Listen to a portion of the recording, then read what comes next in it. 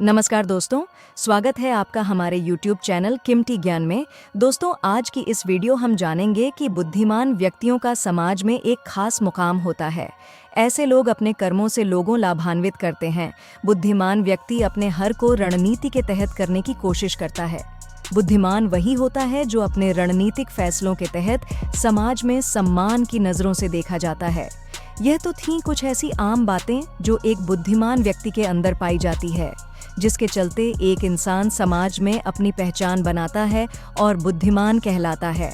वैसे बुद्धिमानी की बात हो चाणक्य का नियम ना आए, ऐसा हो ही नहीं सकता। नीतियों के निर्माता चाणक्य भारत ही नहीं, पूरे विश्व में बुद्धिमानी के चलते ख्याति प्राप्त है। यह उनकी बुद्धिमानी ही कहेंगे कि उनकी मृत्यु के सैकड़ों वर्षों बाद भी वो किसी पहचान के मोहताज नहीं है। हिंदुस्तान ही नहीं बल्कि विश्व में कई जगहों पर उनकी नीतियों के मद्देनजर काम किया जाता है। यानी उन्होंने अपनी नीतियों और ज्ञान के बल से सिर्फ भारत में ही नहीं बल्कि अन्य देशों में भी नाम कमाया था। चाणक्य व्यक्ति को बारीकी से समझने की विशेष शक्ति रखते थे, जिसका वर्णन पौराणिक चाणक्य नीतियों में झलकता है।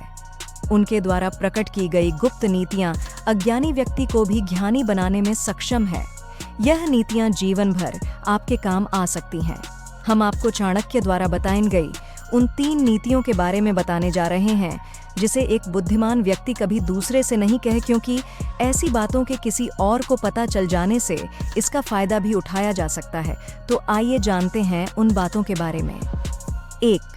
चाणक्य कहते हैं कि व्यक्ति को मुसीबत से तभी तक डरना चाहिए जब तक वह आपके सामने नहीं आ जाती, लेकिन जब वह आपके सामने आ जाए तो डरने के बजाय उसका सामना करना चाहिए, क्योंकि अगर आपने उस मुसीबत का सामना नहीं किया तो वह मुसीबत आपको खा जाएगी। 2.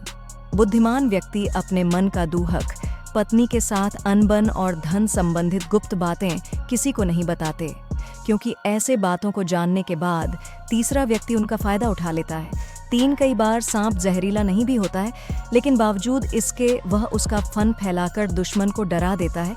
ठीक इसी तरह एक बुद्धिमान इंसान भी अपनी कमजोरी को लोगों के सामने प्रकट नहीं करते। 4. चाणक्य कहते हैं कि जो व्यक्ति अच्छे कर्मों को अपनाकर बुरे कर्मों से दूर रहता है और बिना बात के विवादों से बचकर रहना जानता है एवं अपनी बुद्धि का सही